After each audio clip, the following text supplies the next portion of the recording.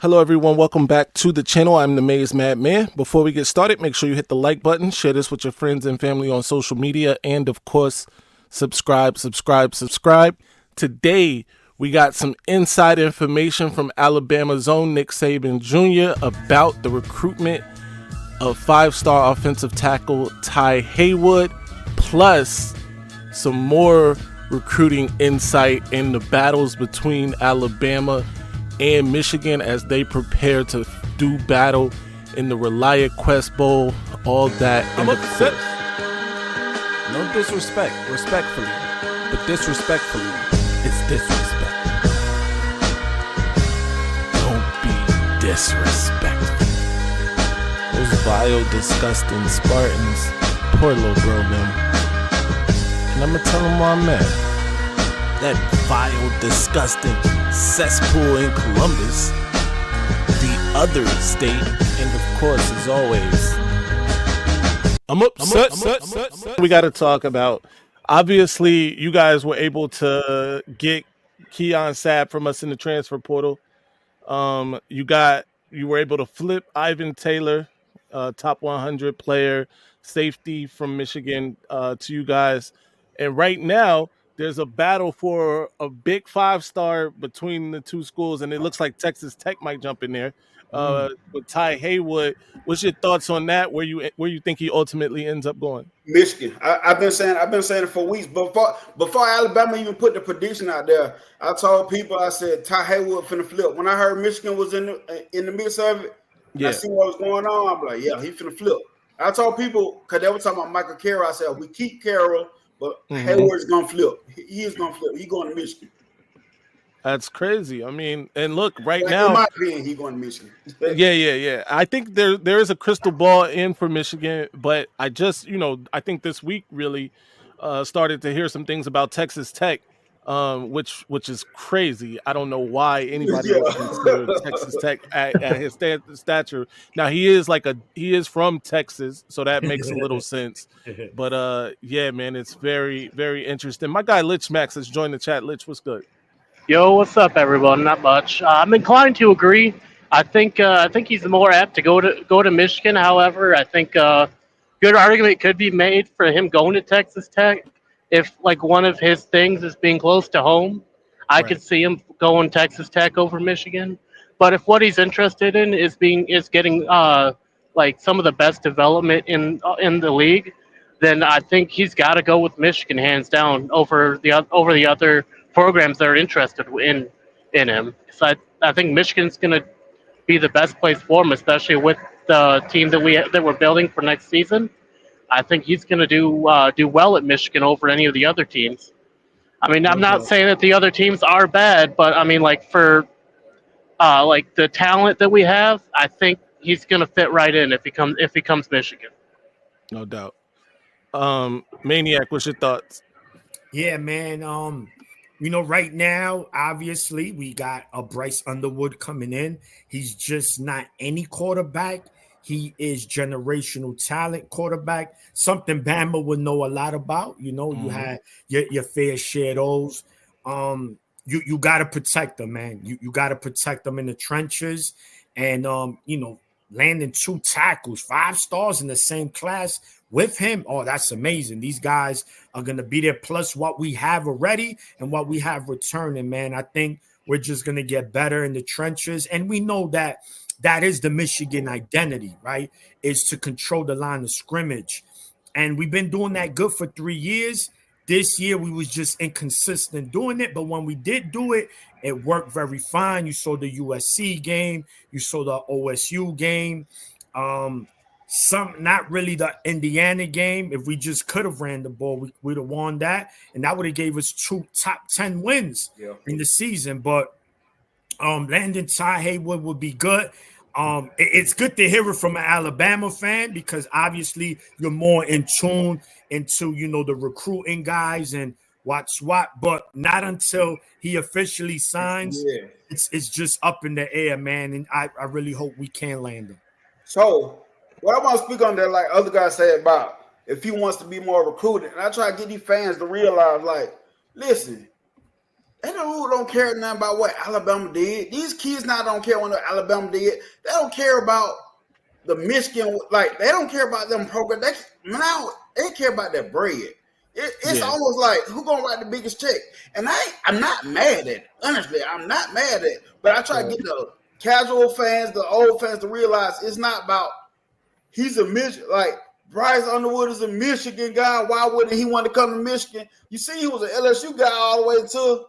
Right. I don't care nothing about that. That's why I try to get fans to realize it's not about that. It's very few guys that cares about that part anymore. It's very few guys care about the development, the culture, and all. There's very few guys now out here on recruiting.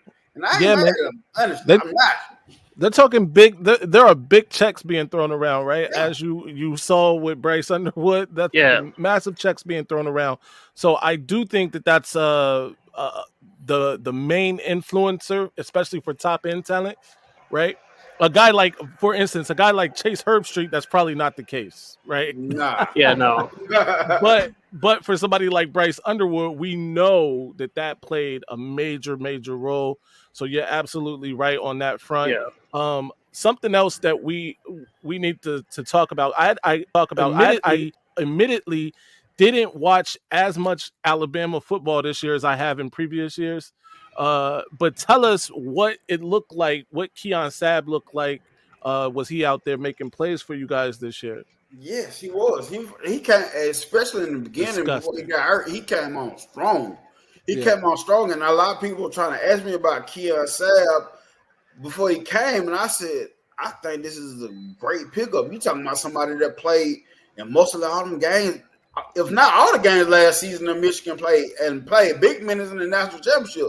I said, then you go back to his high school tape, which I'm familiar with that high school. Mm-hmm. Dude, big time. His brother, big time. His brother got a younger brother. His brother, big time to me.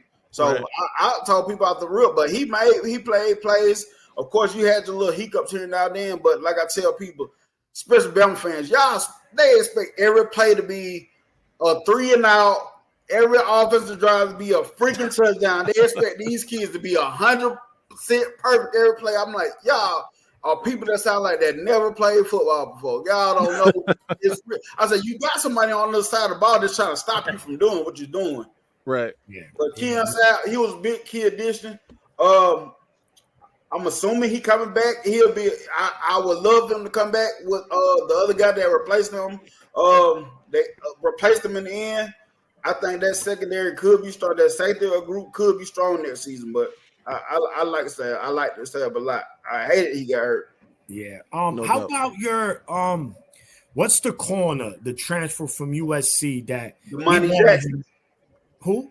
Damani Jackson. Damani Jackson, man. How was his play this year? Because when I did watch Bama here and there, not thoroughly, but there was some games he looked solid, some games he struggled. I mean, you could give me a better look because I'm pretty sure you watched everything. For me, he was just as, like, of course you had your hiccups, but he was just as good as a lockdown corner to me. Like, for most part, he was locking down a lot of stuff.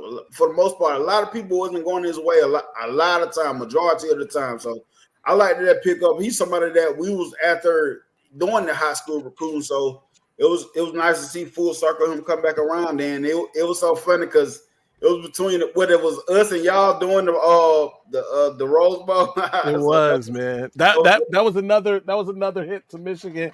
Yeah. I was a little upset about that. And I'm sick of Alabama taking Michigan players. That said, Lich, we're gonna bring you back up. We got somebody else coming. All right, no problem. Come up. We're gonna rotate it. Michigan man K, what's good, my guy? What's up, man? They got us rematching Alabama, huh? Correct. Yeah, it looks that's what's about to happen. The ReliaQuest Bowl wasn't quite the I can't believe it's not Butter Bowl, but the question is who's gonna play though? You know what I'm saying? Like who, especially on Alabama side, is there gonna be a lot of opt-outs? Like, thank you for reading my mind. We have this we had this up. Who plays, who sits. We can ask Nick Saban Jr. Absolutely. He'll probably give us more of insight on that. This is my opinion, man. At this point, do we both want to win this game? Yes. But I believe the guys from Alabama's perspective, you might see a Miro come out there, play a couple snaps, and look. Let's sit it down. Let's both teams, y'all. Let's prepare for next season. Let's see what we got for next season. Let's hop on this now before you hurt anybody feeling any more feelings, and have them want to hop into the portal. And you know what I'm saying? Right. I'm ready to build for next season. Do I want to win this game? Yes. I'm not saying go out and stank it up, but I do want to see more players move forward. Because today we had one of our 5 stars from the class last season. He hit the portal today, Caleb Odom. I felt it coming. I did feel it coming. And we had another Rock Montgomery, somebody that was big time in the past recruiting class, but at the same time, he wasn't playing either. But I'm ready to see what we got. What can we build on off of this game? Yeah. Well, there's a huge recruiting narrative in this because the 5-star tackle, Ty Haywood. Ty Haywood, he's teetering between Alabama and Michigan. So I think it's interesting that this game's happening, and who knows, maybe the winner of this game gets Ty Haywood. I don't know. We playing for Ty Haywood. That's Ty Haywood Bowl. The Ty Haywood Bowl. Well, they should dangle Ty Haywood up above the Raptors. Kay, I don't know if you was listening earlier, but we spoke about that. Nick Saban Jr. mentioned that, and he's a diehard Alabama fan, that he feels that Haywood is gonna flip to Michigan, and I think it's the crystal ball's in, but this is the new day of age, and Madman mentioned now Texas Tech has entered the room, so whenever there's some new buyers, that's never a good thing. Because now they might be offering something these schools can't. And just imagine that, right? Yeah. Imagine no one can offer what we can offer, my guy. We got big bang take little bang now, right? Yeah. No. We know what Michigan is, but because I think also Michigan ain't gonna overspend neither. I think that's what happened with Derek Meadows, which he went to Alabama. Yeah. Another guy that Alabama got. I think Michigan said, nah, bro, you asking for too much, champ. We good over here. I'm gonna tell you my opinion about Meadows. I like Meadows. Meadows is a good guy, talented guy, but I think he's somebody more leaning towards the future type guy. That's my opinion, though. I don't think he a right now type guy. And like I tell Alabama fans, they talk about the 6'5". I said, y'all, we ain't had no big tall receiver come to Alabama and just light it up in a long time. I'm just be real with y'all. What was it? Julio? Yeah, that was his last big guy for real. Yeah. Because then at one time you had Judy, you had Smith, and you had what's the dude that played for the Raiders? They went to prison. Henry Ruggs. Yep, Henry Ruggs. Waddle wasn't Waddle there too? Waddle was well. He came in next year. Yeah. Okay, all right. All right, Mitch. Ty Haywood's worth every dime though, because if we could have 2 5-star tackles to go with Bryce Underwood in this class, I mean that would be amazing. No, I agree. We mentioned that 2 booking tackles would be amazing. Yeah, that's everything. You need in order to protect that quarterback, man. Just look at it in general. Alabama, the reason why they were so good for so many years, man, it was the trenches. Remember the trenches. They had constantly 2, 3, 5 stars on that old line. That defensive line was disgusting, and I mean it in a good way.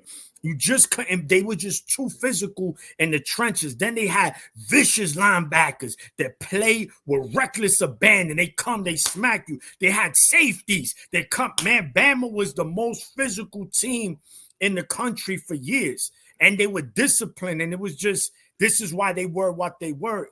And Michigan is trying to get there, right? Yeah. So it started in the trenches, and Michigan's all our success in the last 3 seasons has been the trenches. This is why when these Ohio State fans come in here crying, oh, Connor Stallions, yeah, shut up. We beat you 2 weeks ago the same way we beat you 3 years straight. So stop it already. Stop.